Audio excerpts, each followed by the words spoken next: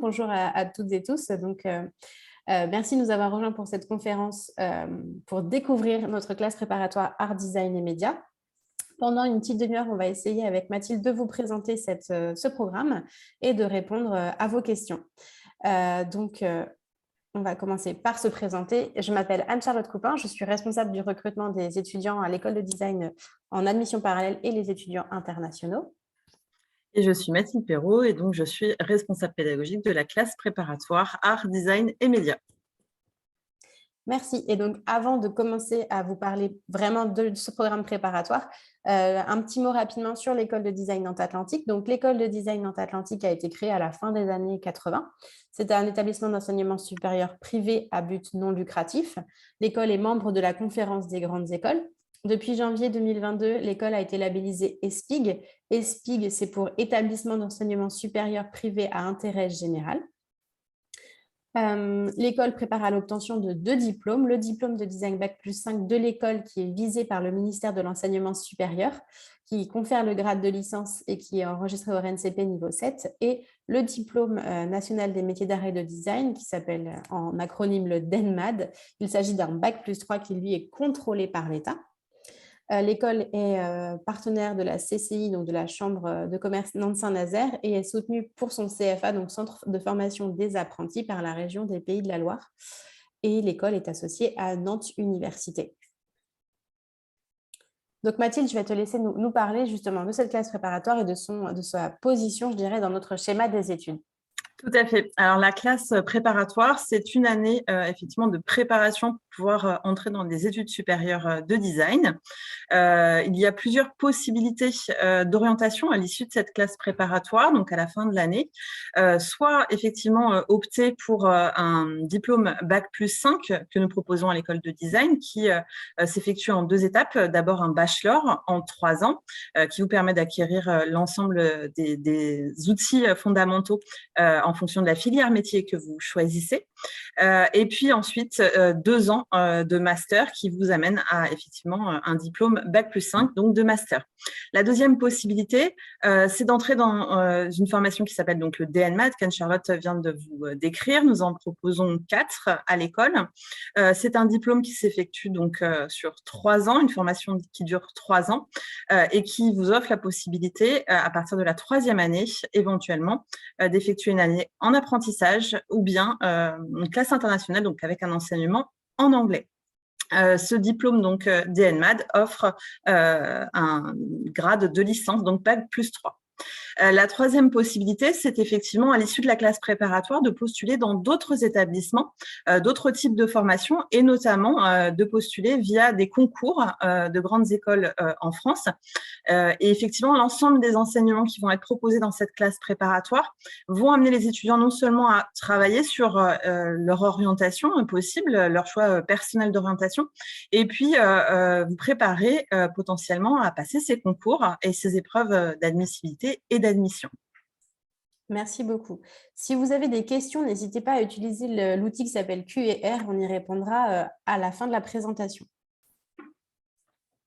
Alors, la classe préparatoire, c'est donc une formation d'1 an qui permet aux étudiants de perfectionner dans un premier temps effectivement le français et de préparer, donc comme je vous le disais, l'entrée dans les études supérieures en design. Il va y avoir 4 grands objectifs au sein de cette année de formation. La première, effectivement, ça va être le perfectionnement du français avec la possibilité d'opter pour une option français en langue étrangère d'enseignement. Deuxième objectif, ça va être de découvrir les différents champs du design. Chaque étudiant peut effectivement se poser un certain nombre de questions quant à son orientation et puis au choix de la filière métier qu'il va pouvoir choisir. Donc l'objectif de cette année, le second, ça va être effectivement de découvrir ces différents champs pour pouvoir faire un choix d'orientation qui soit pertinent par rapport à la personnalité et à la volonté de chacun.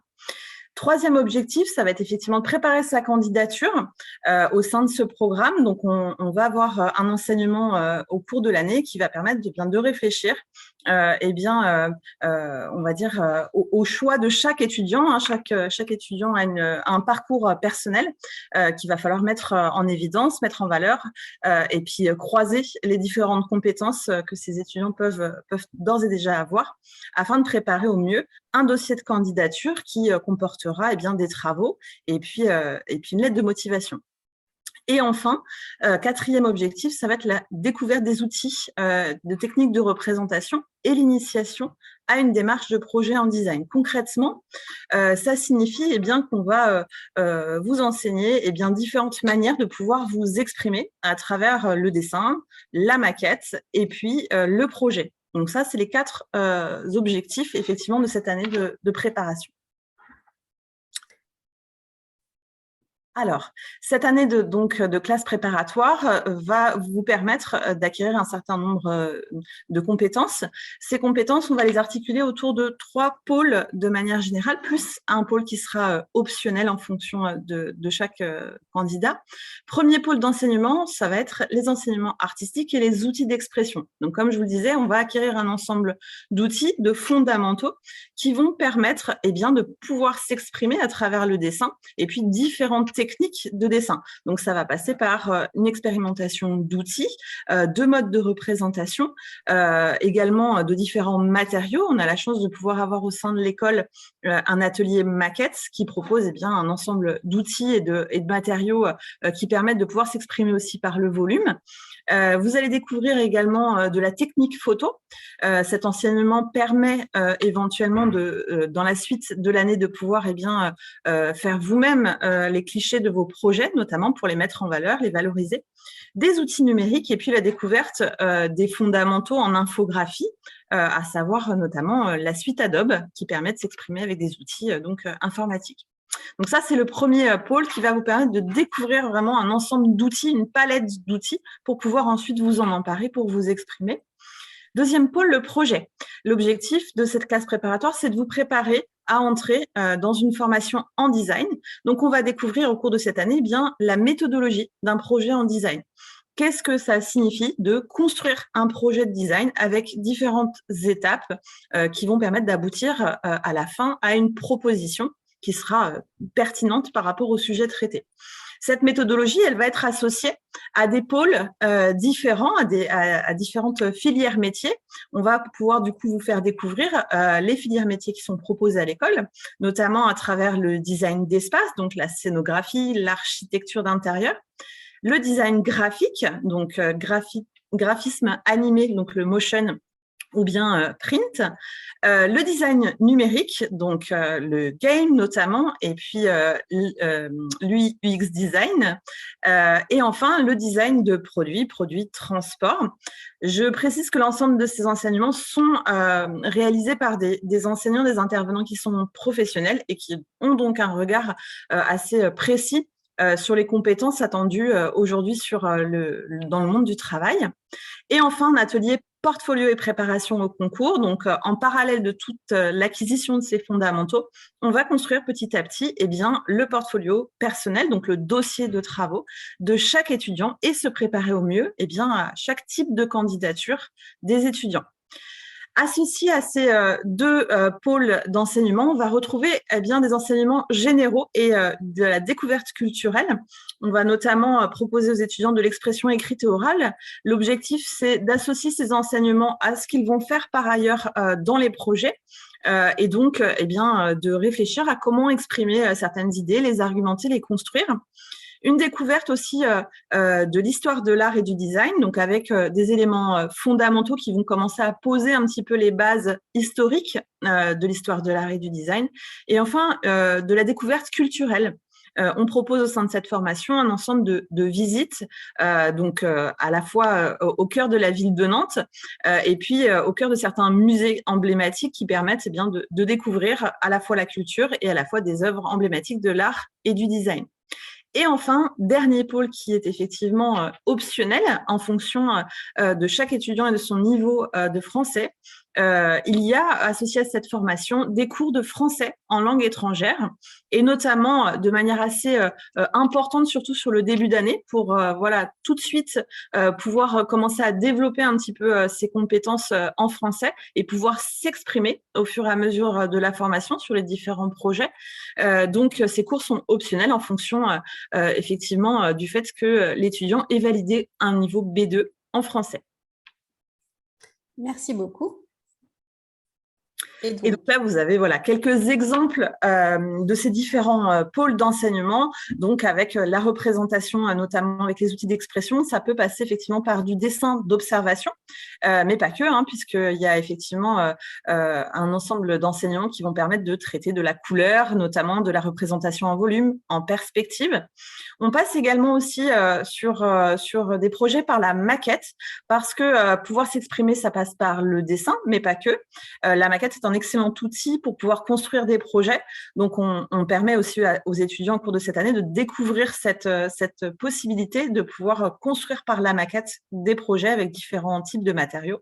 Et puis, vous avez ici la représentation du musée d'art de Nantes, qui est effectivement l'un des lieux qu'on visite avec les étudiants pour pouvoir découvrir les collections qui sont proposées, les expositions qui sont extrêmement intéressantes et en lien aussi avec la formation.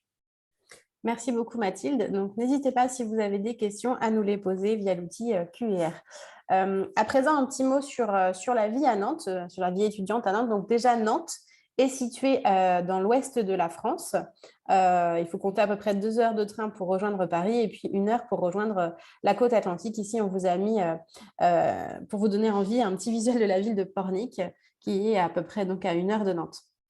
Mais Nantes, c'est avant tout donc une grande métropole de l'ouest de la France qui est reconnue à la fois pour son dynamisme économique, sa qualité de vie et son soutien à la création contemporaine. Nantes a été élue capitale européenne de l'innovation en 2019. Et donc ici, on vous a mis des photos du château des Ducs de Bretagne avec le tram en haut, puis Passage Pommeraye, où là, on est plutôt, je dirais, sur l'héritage un peu culturel de la ville de Nantes. Et puis aussi sa partie, donc sa dimension très créative avec ce qu'on appelle les machines de Lille. Ici, l'éléphant qui est devenu un peu emblématique aussi de la ville de Nantes ces dernières années et qui est situé dans le quartier de la Création. Quartier de la Création que l'école va rejoindre à la rentrée 2022. Donc, si vous rejoignez l'école pour suivre cette année préparatoire, les cours seront dispensés dans un tout nouveau bâtiment que vous avez représenté sur la présentation, mais qui est aussi derrière nous, en fond d'écran. Donc, ce nouveau bâtiment, c'est plus de 11 000 m² dédiés vraiment aux activités de l'école. Et puis, c'est l'opportunité pour nous de regrouper toutes les activités de l'école en un seul et même lieu, puisqu'aujourd'hui, on est sur un campus un peu excentré du centre-ville et dans plusieurs locaux différents. Donc voilà, je souhaitais vous parler un tout petit peu de ce bâtiment et surtout de son emplacement vraiment au centre de Nantes. Il y a une ligne de transport qui dessert, enfin, il y a plusieurs lignes de transport qui desservent l'école, mais il y en a une qui dessert l'école et qui rejoint la gare en 20 minutes. Donc c'est vraiment stratégique pour les étudiants d'être beaucoup plus central comme ça. Et puis, sur le campus de l'île de Nantes, il y a d'autres écoles de création. Je pense notamment à l'école des Beaux-Arts et à l'école d'architecture. Donc maintenant, les informations pratiques. Pour ce qui est des inscriptions pour rejoindre cette classe préparatoire, eh bien, elles sont ouvertes jusqu'au 15 septembre. Mathilde, est-ce que tu peux me rappeler la date prévue pour la rentrée? C'est début octobre. Début octobre. Donc voilà, si vous n'êtes pas encore titulaire d'un niveau B2, la rentrée sera début octobre et vous aurez jusqu'à mi-septembre pour vous inscrire. Si vous avez déjà un niveau B2 en français et la possibilité, si vous êtes déjà en France en réalité, vous pourrez aussi candidater un peu plus tard et rejoindre la formation fin octobre. La procédure de sélection, donc déjà, il faut s'inscrire sur notre site internet, créer votre espace candidat et payer 50 € de frais de candidature et mettre en ligne votre dossier de candidature qui se compose principalement de la copie de votre baccalauréat ou équivalent, d'un CV, d'un portfolio. On aime bien aussi pouvoir voir ce que vous savez faire déjà à présent et puis un test de niveau de français équivalent à B1 minimum. Et puis, nous, on va étudier votre dossier et essayer de vous donner une réponse dans le mois qui suit votre candidature. Donc, ce programme est vraiment pensé pour des étudiants qui ont validé un baccalauréat ou un équivalent et qui ont un niveau plutôt B1 en français. Alors, certains niveaux A2 peuvent être étudiés évidemment sous réserve, parce que ça reste des paliers, mais bon, voilà. Et puis, les étudiants qui sont titulaires d'un niveau B2 en français et qui peuvent venir évidemment suivre les cours vraiment art, design et médias. Donc ici, on vous a remis des frais de scolarité. Pour le module art, design et médias, on est à 4 800 € pour l'année, et puis l'option FLE est à 1 900 € supplémentaires. Les frais de scolarité sont payables en plusieurs fois. On vous demande un acompte au moment de la confirmation d'inscription, et puis le reste est payé entre octobre et février. Voilà pour les informations pratiques, et donc on est à votre écoute. Si vous avez des questions, n'hésitez pas à les poser via cet onglet donc, Q&R. Mathilde, on a une première question. Est-ce que c'est indispensable d'avoir un portfolio pour candidater en classe préparatoire? Oui, c'est important d'avoir un portfolio. Alors, c'est vrai que cette demande peut parfois faire un peu peur parce qu'on se dit, on rentre dans une première année d'études supérieures et on se dit, qu'est-ce que je vais mettre dans ce portfolio? L'objectif, c'est pas nécessairement de témoigner de compétences très importantes, que ce soit en dessin, par exemple, ou dans d'autres disciplines. L'objectif, c'est de voir aussi un petit peu votre curiosité, les éléments auxquels vous pouvez vous intéresser. Voilà, qu'est-ce qui fait votre personnalité, votre identité? Donc, ça peut être effectivement, c'est très important pour nous de voir ça parce qu'on peut du coup observer bien d'autres choses que ce qu'on peut lire dans votre CV notamment. Donc, n'hésitez pas à mettre des travaux même extrêmement variés qui témoignent de cette curiosité, de votre envie de regarder un petit peu ce qui se passe autour de vous. Ça peut passer par de la photographie, du dessin, de la vidéo. Voilà, il y a énormément de diversité dans ces travaux qui sont présentés dans le portfolio. Et on n'est pas là pour juger de la qualité nécessairement de ce que vous présentez, mais plutôt d'une diversité et de votre curiosité. Merci beaucoup. Je ne l'ai pas dit durant la présentation, mais évidemment, on a un service international dédié à l'école, à l'accueil des étudiants internationaux et à votre accompagnement. Donc, si vous avez besoin d'aide à votre arrivée à Nantes, évidemment, on peut vous aider. On vous donne accès à une plateforme qui s'appelle Fil Français, sur laquelle vous pouvez aussi trouver un logement ou sur lequel vous pouvez réaliser un certain nombre de procédures administratives qui peuvent vous paraître un peu lourdes, mais ne vous inquiétez pas, là encore, à votre arrivée à Nantes et même avant, on prend contact avec vous pour vous accompagner sur ce volet-là. Oui, c'est important, je pense, de le préciser, Anne-Charlotte, d'autant qu'on a bien d'autres formations au sein de l'école où nous accueillons des étudiants internationaux. Et donc, l'objectif, c'est d'intégrer effectivement les étudiants internationaux, les faire se rencontrer. Et puis, voilà, que dès le début de l'année, il y ait un accueil personnalisé pour l'ensemble des étudiants internationaux. Ouais. Est-ce que tu peux nous en dire peut-être un peu plus sur le volume d'enseignement, parce qu'on a bien compris les différents pôles, mais peut-être donc les cours débutent en début octobre. Alors, tout à fait. Alors, pour le calendrier, effectivement, c'est une année qui s'étend de début octobre à début juin. Donc, ça représente environ 30 semaines de cours. Sur ces 30 semaines, eh bien, il y a, on va dire, une variation sur l'amplitude horaire, mais on est en moyenne entre 15 et 20 heures de cours par semaine, hors option FLE.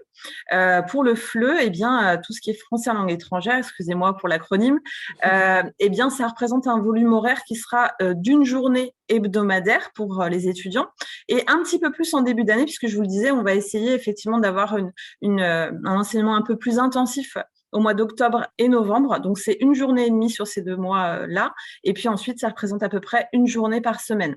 Donc, ce qui veut dire que l'ensemble des étudiants disposent dans cette formation aussi de créneaux où ils sont en autonomie et où nous, on les invite bien sûr à aller découvrir l'ensemble de ce que peut offrir la ville de Nantes également en termes culturels. Et puis, ce temps est aussi important pour pouvoir acquérir aussi de l'autonomie dans le travail et puis commencer à construire des projets personnels qui pourront potentiellement aussi être intégrés dans votre dossier de travaux à la suite de cette formation.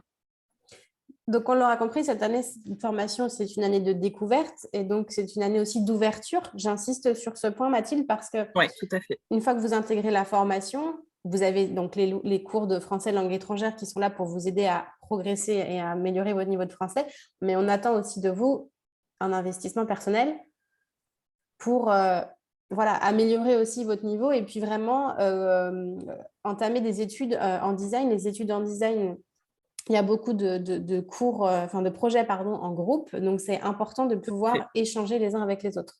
Oui, c'est effectivement très important. Et puis, au-delà de cette ouverture qu'on essaye de proposer sur cette année de formation, il y a aussi l'échange et la richesse que représente cette formation, c'est-à-dire la rencontre entre des cultures complètement différentes. Et c'est un enrichissement extrêmement important parce que c'est pas la même chose, effectivement, de penser un projet de design suivant le pays dont on peut être originaire.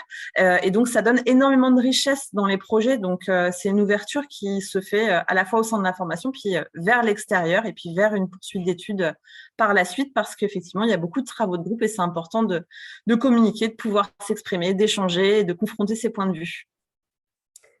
Merci beaucoup. Donc, on a des questions qui arrivent. N'hésitez pas à poser vos questions, hein, je le redis, via l'outil Q&R. On a une première question qui concerne les frais de scolarité. Faut-il payer la totalité avant l'arrivée? Eh bien, non. On vous demande en fait de verser 25% d'acompte au moment où vous confirmez votre inscription. Donc, ce montant varie en fonction de si vous avez ou non l'option FLE. Donc avec votre contrat d'enseignement, puis le reste est payé par mensualité entre octobre et février. Et donc, on a une seconde question. Est-il possible de postuler avant l'obtention du bac? Oui. Donc, à ce moment-là, vous serez admis sous réserve de validation de votre baccalauréat. Et une fois que vous nous apporterez la preuve que vous avez bien obtenu votre bac, vous serez admis définitivement dans la formation. Donc, il faut être capable de nous fournir cette preuve d'admission pas trop tard, je dirais en juillet, puisque le temps après d'arriver en France et que nous, on puisse vous donner tous les documents nécessaires, notamment pour les visas. J'espère que ça répond bien à vos questions. Et je vous remercie de les avoir posées. Peut-être une précision aussi sur le calendrier. On vous propose cette formation sur 2 semestres, l'année est découpée en 2 semestres, ce qui permet aussi d'avoir un ensemble bien d'outils dès le premier semestre et de pouvoir aussi vous évaluer pour que vous puissiez vous positionner, réfléchir un peu à votre orientation et puis avoir un bulletin à insérer sur Parcoursup pour vos dossiers de candidature pour l'année suivante, puisque Parcoursup, effectivement, a lieu, en tout cas les candidatures, au mois de mars, jusqu'à début avril. Donc, ça vous permet d'insérer le premier bulletin de votre année scolaire dans votre dossier de candidature. Oui, parce qu'on le redit, une partie de la formation consiste aussi à préparer les candidatures dans les écoles françaises. Et en France, on utilise un outil qui s'appelle Parcoursup et qui a un calendrier que nous ne maîtrisons pas. Donc, voilà, c'est important en effet d'avoir cela en tête. Alors, je ne sais pas si vous avez encore des questions, mais n'hésitez pas à les poser. Moi, j'aimerais savoir, Mathilde, un petit peu comment ça s'organise. Donc, on a bien compris les différents pôles, mais comment ça va s'organiser entre les étudiants, notamment sur les pôles projets? Est-ce que dès cette classe préparatoire, ils sont amenés à travailler à plusieurs? Tout à fait. Alors, on propose au sein de cette formation une diversité sur la durée des projets. Donc, ça peut être en création plastique, par exemple, ou en dessin couleur, où on peut être amené à travailler à plusieurs, échanger pour pouvoir s'auto-évaluer. Et puis, sur les projets également, on est amené à travailler en groupe. Donc, ça peut être en binôme, ça peut être avec des groupes un petit peu plus élargis, 3, 4, 5 personnes. L'objectif, c'est de pouvoir commencer à appréhender une démarche de projet seule ou à plusieurs. Et donc, de voir un petit peu la diversité des réponses que ça peut apporter, de confronter les points de vue et de pouvoir effectivement construire avec pertinence un ensemble de propositions en confrontant son point de vue à plusieurs. Très bien, merci. Et donc, cette découverte des différentes filières métiers dont tu nous as parlé tout à l'heure, elle prend quelle forme en classe préparatoire? Alors, en classe préparatoire, vous allez découvrir sous forme de modules, c'est-à-dire un ensemble de plusieurs semaines où vous allez avoir un cours sur un projet dans une filière métier, par exemple le design produit, sur un ensemble un même jour, pardon, plusieurs semaines de suite, vous allez suivre ce projet. L'enseignant, donc qui est un professionnel de la filière métier, va démarrer en vous présentant cette filière métier. C'est-à-dire que l'objectif, c'est de vous montrer un petit peu le panel des différents domaines dans lesquels on peut exercer quand on est designer graphique ou designer d'espace, en scénographie par exemple.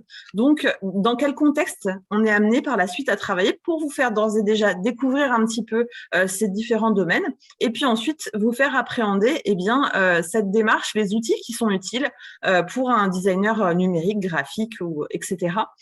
Donc, on commence toujours ces séances de projet par une initiation, c'est-à-dire une découverte du domaine associé pour vous permettre aussi de vous projeter par la suite et puis de commencer à appréhender le domaine dans lequel vous seriez amené à poursuivre vos études. Merci beaucoup. On a reçu des questions, mais plutôt autour du dossier de candidature et de la candidature. Donc, la première question concerne le portfolio.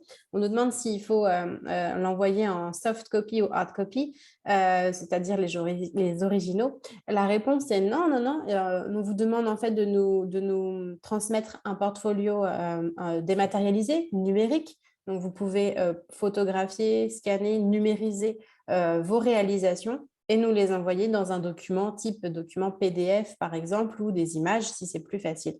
Donc, ça, vous le déposez directement sur notre site de candidature. Ce qui me fait rebondir sur la seconde question, est-ce qu'il est possible de postuler directement sur le site sans passer par Campus France? Eh bien oui, c'est une possibilité. Je vous remets à l'écran la partie plutôt information pratique. Il est tout à fait possible de postuler directement sur le site de l'école et de déposer les pièces sur donc les documents sur le site de candidature de l'école. Et puis, par contre, pour la démarche côté visa, on pourra de toute façon vous fournir les documents, notamment, je pense à l'attestation d'inscription qui est nécessaire pour commencer les démarches de visa. Donc, il n'y a pas de souci, vous pouvez tout à fait postuler directement sur notre site. Donc, je vous rappelle, les documents à mettre en ligne, c'est les copies en fait de votre niveau d'études, de votre niveau de français, et puis voilà un dossier de travaux personnels qu'on appelle le portfolio pour voir un petit peu d'ores et déjà où vous en êtes dans cette démarche de création et je dirais d'expérimentation. N'hésitez pas, si vous avez des questions, à les poser en direct. Je ne sais pas s'il y a des choses, toi, Mathilde, que tu souhaites ajouter sur notre présentation de cette formation dont tu as la charge. C'est important de le redire. C'est vraiment toi que les étudiants... Je pense que c'est sans doute important aussi d'ajouter que au-delà du fait d'être responsable pédagogique de cette formation, j'enseigne moi-même au sein de cette formation. Donc, je suis amenée à rencontrer les étudiants de manière régulière.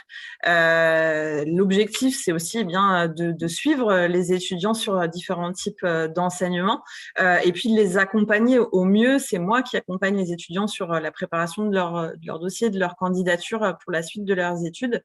Et puis de savoir que effectivement, les bureaux à l'école sont toujours ouverts. Donc, que ce soit moi ou d'autres intervenants, il est toujours possible de venir poser des questions, s'informer, réfléchir ensemble à la suite de votre scolarité, de votre parcours, parce que vous êtes là pour acquérir effectivement un ensemble d'outils, expérimenter aussi un maximum, puisque nous sommes une école qui forme aussi à cette expérimentation. C'est très important au cœur de la création du design, de la démarche de designer. Et donc, au-delà de cette expérimentation, montrer aussi qu'on est disponible pour vous accompagner. Et c'est bien le but, c'est de vous accompagner au mieux de manière individuelle et personnelle pour que chacun puisse construire ensuite son parcours, sa scolarité en cohérence avec sa personnalité et puis son travail. Merci beaucoup, Mathilde. Eh bien, je vois que nous n'avons plus de questions. J'espère que cette présentation vous aura été utile et vous aura apporté des éléments de réponse. On reste bien sûr à votre disposition par mail si vous avez des questions.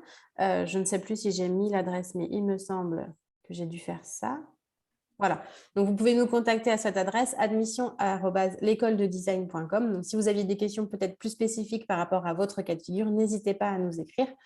on répondra avec plaisir à vos demandes. Merci beaucoup Mathilde de nous avoir Merci présenté sa beaucoup. formation et je vous souhaite à tous une très bonne journée.